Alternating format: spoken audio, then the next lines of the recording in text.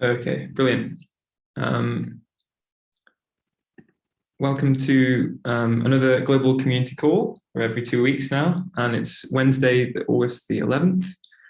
And welcome to everyone who's attending. Nice to see your faces. As always, you can find us on Zoom or the program page or the Slack workspace. You can also see the previous GCC recordings if you want to know more about the history. So we have a few general announcements. So we've got a couple new interns who are community management / social management, and we've got Shrestha and Heloisa. So Heloisa is from Brazil, so if you're that kind of time zone, then she'll be awake during those hours. And then Shrestha is from India, so a bit later in the day. One of the cool things that's happened recently, I'm Chris, by the way, Chris Graham. You'll see me using Tomar's face a lot of this because it's his account. But yeah, so one of the cool things we've done recently is we've designed a MOOC, or sort of teaching resources for antimicrobial resistance, which is part of our AMR grant with the Microbiology Society, which I'm really excited about. Lots of us are on holiday. And in a couple of weeks' time, we're thinking about starting to do highlighted projects as the meetings. So currently lots of meetings are sort of about bits and bobs about various projects. But what would be really nice is to sort of invite people from all around to a talk by a very specific project, everything about a project. So sometimes you have 5 minutes to talk about your project, but be really nice if we had like a full hour or 40 minutes to talk about an incredibly interesting project, all the ways that you can help the project, everything it's done, and just try and spread the word of specifically very, very good projects that we think are going to do well. So if you would like your project to be part of that, then message me or any of the other team. So here's a little MOOC. I mean, I would share it, but it's hard to share presentation at the same time. So basically there's like little modules where you can learn about various parts of AMR stewardship testing, and it starts from the 21st of September up until late October. And so some of it will be held locally in Tanzania and Ghana, and some of it will be held online. And so it's kind of cool because it's like a collaboration between my university, JOGL, local areas in Tanzania and Ghana, Harry, Linda, who are some collaborators, and also the Microbiology Society. So that's really interesting. And if you're interested, then there's a link to that in the slides. Oops. Let's see if we can get the next slide. So yeah, in 2 weeks' time, if you'd like to present your project as a sort of highlight event, then we're really interested in talking to you, and we'd love to sort of hype up your project on social media, invite people to attend, and see if we can get some interest for some interesting projects. So now's the part of the meeting where we talk about projects and updates, etc. I think we have Cap on the basic respirator now. Possibly. Unmute. Hi. Hi. So the last time I spoke, I mentioned that I was switching over from the mask to work on the app for a little while, since that has a lot of interest for research and then also hospitals. So first thing is we're in the final round for the LA Clean Tech Incubator, which is exciting. So it seems like we're probably going to get in, but they said they'll email me next week to be sure. So that project, or that program, starts in September.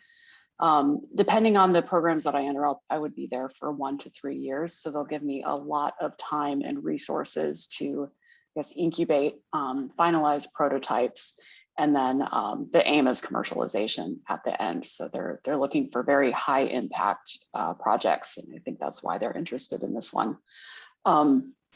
Especially since there's a kind of a social component to it, and the environmental component too. And so they're focused on both. Economic as well. I think the big thing is to get jobs in the city of Los Angeles, all of those great clean tech jobs that America wants. We're in the, so we did some technical discovery and research for the app. I dove in more into Swift and ARKit and what it's able to do, some of the computer vision and sensors that are on the camera. Discovered that it's quite good. It seems like if we can get down to 0.5 millimeter of, I guess, resolution or accuracy, whatever you want to call it. And so we started programming it too. So I have a second developer that is working specifically on head scanning, and I'm focused on the measurement. And if I can share my screen really quick. Stop sharing. I don't know if I can. Let's try this one. But so this is the, I just put together like a quick wire flow of some of the screens. And so this app would be tested. I don't know if I'll have to see how I'm going to distribute it, but ideally it would be tested within a healthcare or similar facility with frontline workers.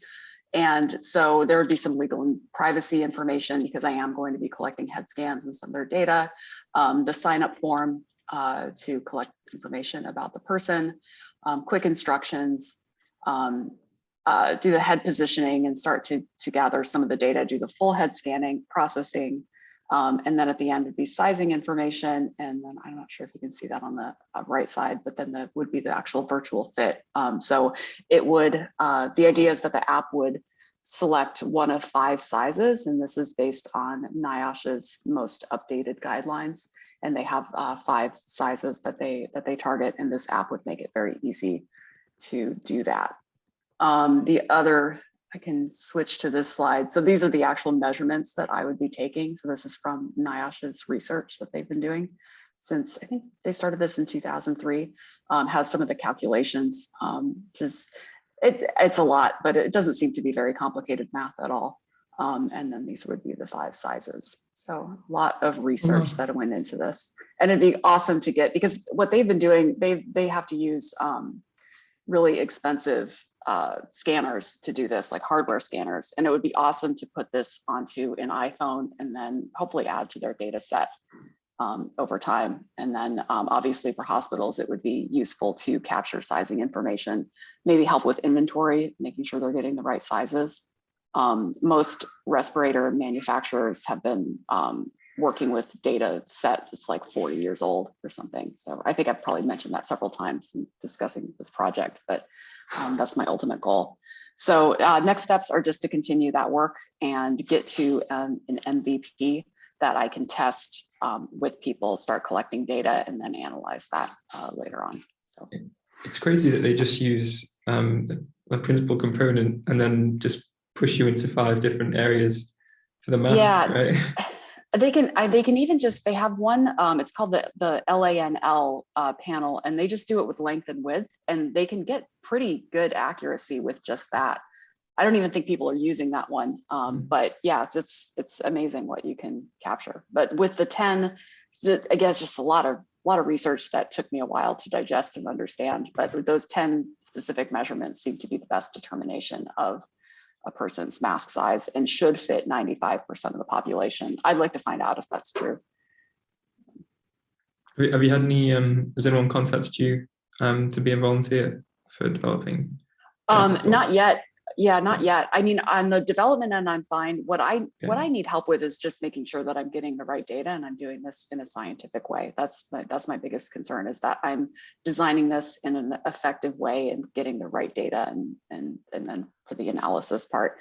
As the more I read through these papers, the more I understand how they do it. So I'm just going to copy them and add in some of my own points I want to capture. But that's really just the biggest need I have for a volunteer, is just kind of mentorship and oversight, because this is a little bit out of my wheelhouse a bit. I've never done anything this big before. We could definitely, if you sort of shared your methods in a call, we could deliberately invite a few, so maybe that'd be awesome. Would be interested. Yeah, I mean, I don't even need necessarily someone on the project, just a call, just to walk through and kind of have a sounding board would be great. The other thing is that once I am closer to releasing the app, I'm not putting it on the App Store, but I will release a development version. And for anyone that has the appropriate iPhone or iPad, I'll release this out into the world for people to test. So I'm not just looking for people in the US, I'd be looking all over. So I'll send the links to that and figure out a process for doing that. I mean, as much data as I can capture is good. And hopefully I'll get some feedback on the app as well. There's some more things that it can do, but I'll leave that to later. This is going to be complicated to figure out. But I'm sure, to be honest, I'm sure like you'd be surprised the standards of scientists sometimes, and the fact that you're competing against the principal component in order to fit math sizes. I think most of what you can do will be better. So yeah, yeah. Cool. Thanks. Yeah, thank you. Sorry, I was late. I missed the main introduction stuff. So I don't really feel very confident about asking questions to you, Hunter, but it looks really like you've made a lot of progress. Thank you. I'll just share the screen again, see if we've got anyone else.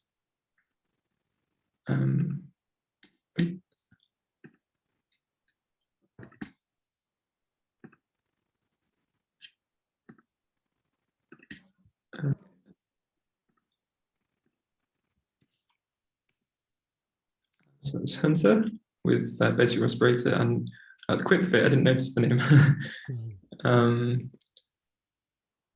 So I thought if no one else has anything to share, I do another thing apart from JOGL. I thought to be open about science and say what it is. So so I sort of work on cell envelopes and antimicrobial resistance, which is what was talked about earlier with how there's this big problem where lots of bacteria are becoming resistant to the antibiotics that you give them. And those antibiotics normally would prevent systematic infections in people, and it's safeguarded operations and saved countless numbers of lives. And the problem is now resistance to those antibiotics is occurring, and so we need better ways to kill bacteria, really, and better ways to understand what's actually happening. How are they creating the cell wall? So I work on gram-negative bacteria, which are bacteria that outside of the cell bodies, they've got an outer membrane, and they've got the peptidoglycan, and they've got the inner membrane. And so they've got 3 layers. And there's another type which has just the 2. So they've got the inner membrane and the peptidoglycan.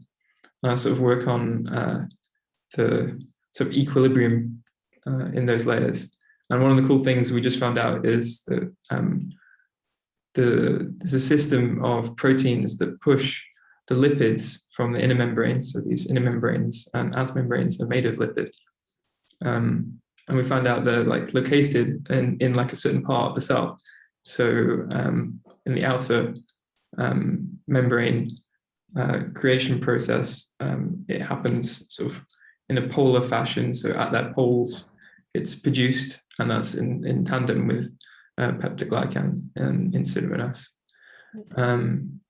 Yeah, and then there's also another process that makes the peptidoglycan cell wall, which is quite rigid.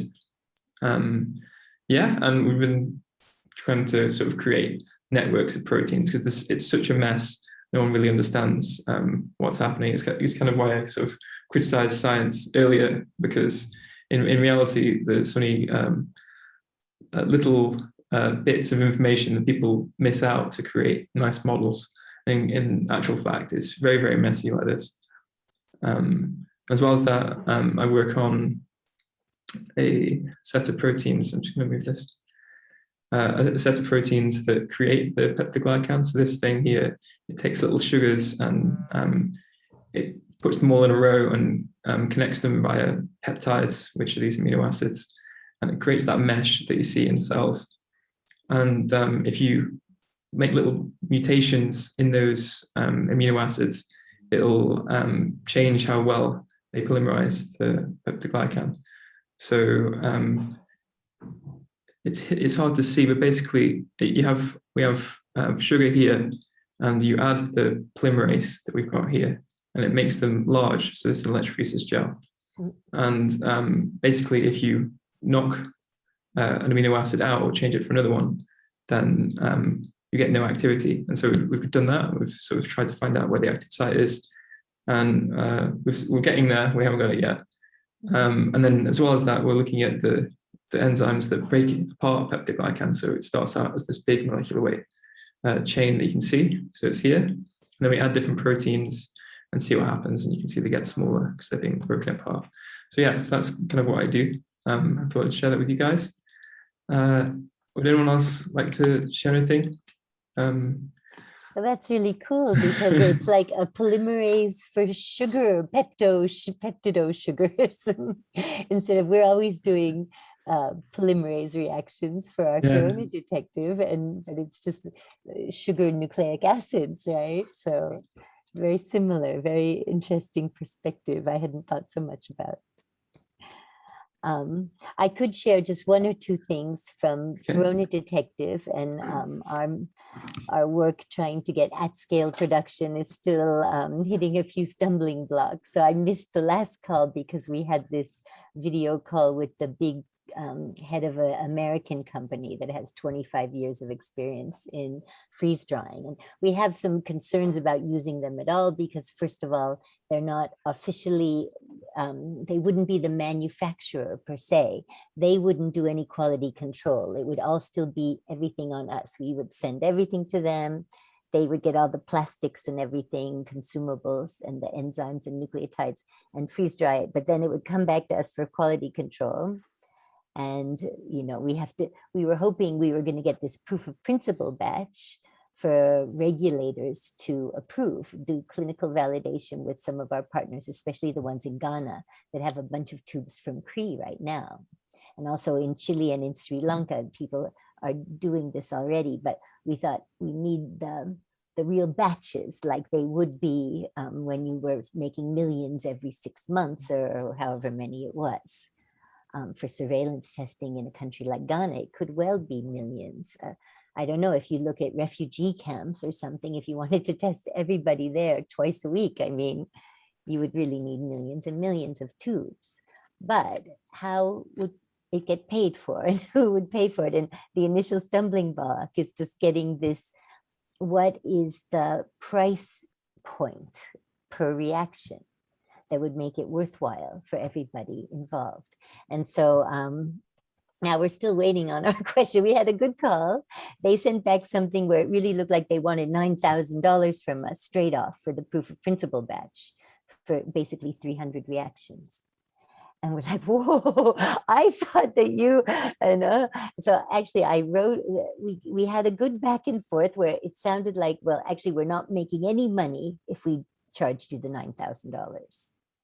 But so they said we would be willing to help, but they didn't spell it out. What were you really going to do to help? Like, are you just reducing that 9,000 by a little bit? Are you waiving it altogether? But he said, would you have the money to make big subsequent orders if it all went through well? And so, yeah, it's really crazy how we're learning about all this by doing it, because we've definitely haven't done everything in the best way all the time. But that's where we are. We were just having a talk with this guy, Zeph, who was part of the whole Glamper crew, but he's like a mathematician. He's a professor at UC Berkeley, and he doesn't know about the molecular biology, but he likes the idea of the surveillance screening. He's been helping us for quite a long time. And also with the big Glamper review, he helped. But now, you know, while we're looking with this one big American company that we have worries about, also because the kind of, they call it excipient, like we use a kind of sugar, a special sugar to keep all the proteins in a good structure when they get freeze dried, so they'll work when you rehydrate them. Well, the excipient that this company would use, they have apparently hundreds of recipes, and they're all like patent protected. So it's like totally anti-open science. Like now we have the protocol on how to make the tubes, and we know it works with this sugar that we use, but maybe one of these patented things would be a lot better, but do we want to have it not be open? And so these other companies, there's one in China, there's one in Korea, there's another American one that really would be a manufacturer. And if they're the manufacturer of record, they would really do quality control and so on too. But then the question is, how much would they want to charge? Would it actually be useful in the places where it's most needed? So yeah, the reason I was late was because I was talking with Guy and Zeph about all these issues. And if Zeph had some other sources of money, would we be able to give any guarantees that they would get something back from it, even if it wasn't like a big profit, but at least not just throw away their money. And so that's basically the update for Corona Detective.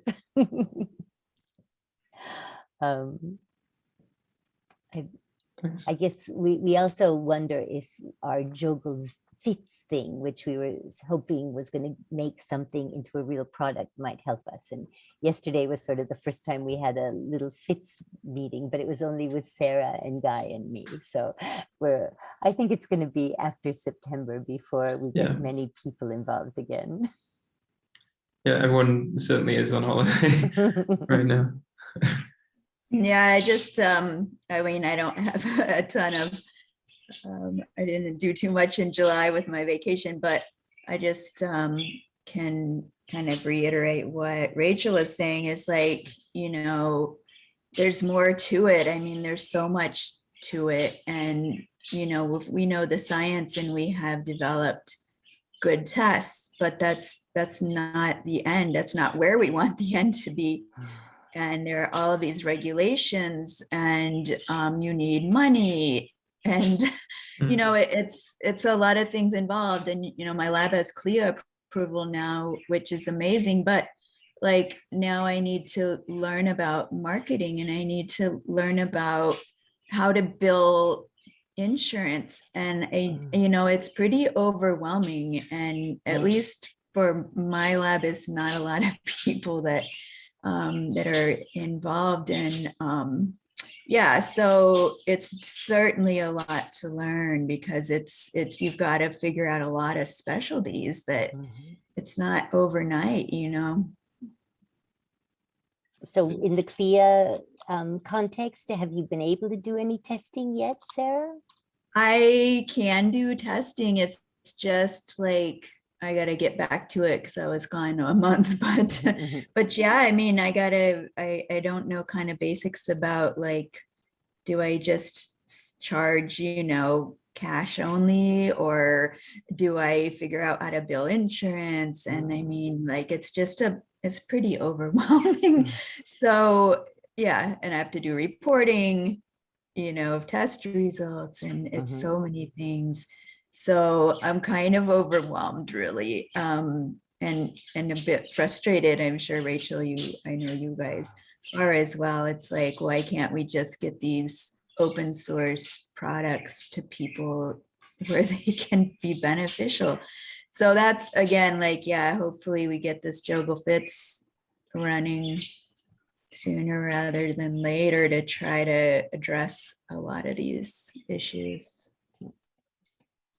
So do you have people who are willing to give you money for these things? Like what kind of scale are these? So you talked about cash in hand people. So I assume that's more for sort of the individual who wants to know if they have COVID.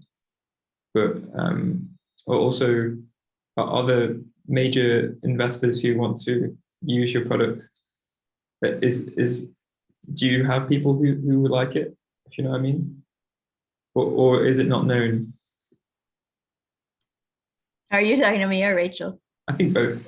Yeah, that's the thing is, I mean, people need to know about it too. And so that's a whole other marketing thing. I mean, at word of mouth, like lots of friends and friends of friends and people's have been tested in my lab. But, you know, it's not as many people as we want to reach. And yeah, we haven't really tried. Like I did 4 hackers from this hacker homemade summer camp the other week. Well, just the other day I got the results. And so it was nice though, actually, because the tubes, I had brought them to Zurich at the beginning of June, and they were in a drawer since then, and the control too. And I brought them back, and I had these 4 people samples, and they were all negative, thank goodness. And the positive control was great, and negative stayed negative. So I think the shelf life stability and so on, even with the ordinary freeze drying from with the sugar that we have in our open protocol, is still quite good. But yeah, we haven't, like I haven't said, everyone who wants to get tested from Aquarium, come today, because actually I was still a bit paranoid, but now things are getting a bit strange. I guess nowadays for traveling, a lot of people have to get tested. Is a CLIA lab enough, Sarah? Could somebody take one of your test results and say it's good enough to go travel to England, for instance?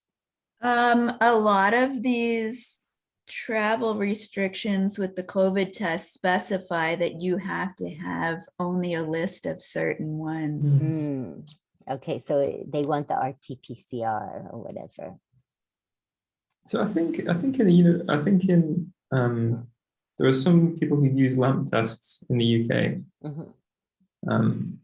It would be interesting, I don't know, to contact the people who run these things and be like, how do we get our test approved? And then you could maybe, the problem is you need time, don't you? So if you suddenly started selling your product, and even if you set yourself a limit of like 600 or something like that, then people, I mean, I don't know how much they cost, but hopefully if you had 600 tubes each for 100 euros or 50 euros, it's a lot of money. That's too much. Yeah. So I mean, with maybe even just using literally rawly the links that people press to give you money, you can be able to scale up these things yourself, sort of organically, rather than needing a larger company to help you. Yeah, for us, for our project, it's also been a lot of balance and trying to figure out, we stand for open source, and we've had discussions with Tomas about this, and it's like, okay, but there's a company that wants to distribute it and figure out the manufacturing process, which I can't do on my own. And I think Rachel is also finding they're trying really hard, and it's difficult. And so if there's this company that's willing to do that, how do we deal with that? And so what we've done with our COVID test is we've signed a contract after many discussions, and including Tomas, because we told this company up front, like, if JOGL's not okay with it, we can't do it. We got funding from JOGL, and we are standing behind what we said we were going to do. And so in the end, it's kind of like, well, this is maybe our best shot to get this out to a lot of people. And so we have a disclosure in the agreement that says that, and they will distribute it exclusively, but with their modifications or whatever, and their packaging and branding and stuff, but we are still allowed to open source use the original test. So, and anyone can do that, in a nonprofit, or if you're not charging beyond, if you're not making like a huge profit, they just don't want anyone else cutting into their big profit if they have it. Is that a private agreement, or are you allowed to share that with the world? If this agreement that you've got, I will check on that. I'm not sure. That sounds like it'd be really useful for so many of the people who might want to open source their product, even if it's not like biochemical. But I know that like with the ventilators, for example, the people who want to make a ventilator, or with other biochemical tests, it'd be so useful. I mean, even with Hunter, And maybe there's like certain ways that if there's already an agreement, then your lawyers, they could be like, oh, look, we've got one pre-made by Sarah and the team who managed to pull it off. So yeah, and it's by no means do we claim that it's the best way to go. It's just something that presented itself, and we thought, okay, we struggled internally a lot making these decisions, but yeah, I will see if it's shareable. It would be nice to add to like a database of documents and things. Cool. Well, congratulations as well. Yeah, thank you. So we'll see what they can do with it, because it's kind of on them now. They're trying to do a pre-EUA and things. Cool.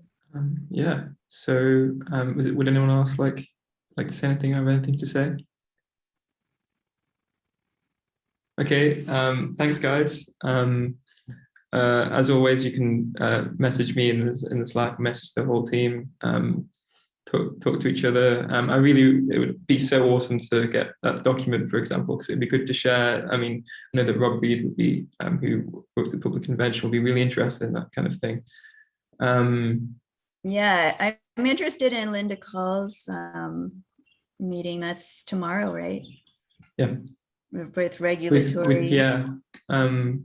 Yes, she met with us in FITS before, right, Mhm, Sarah? So yeah. I can't be there tomorrow, but please, if there's any special take homes, I know it'll be recorded too, of course.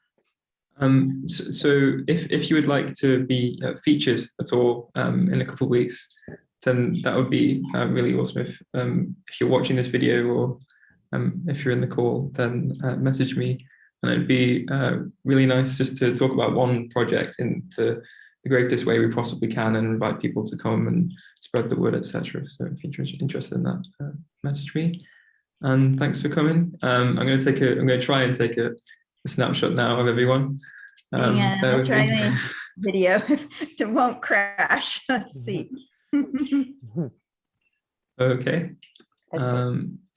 3, 2, 1. Oh no. Okay.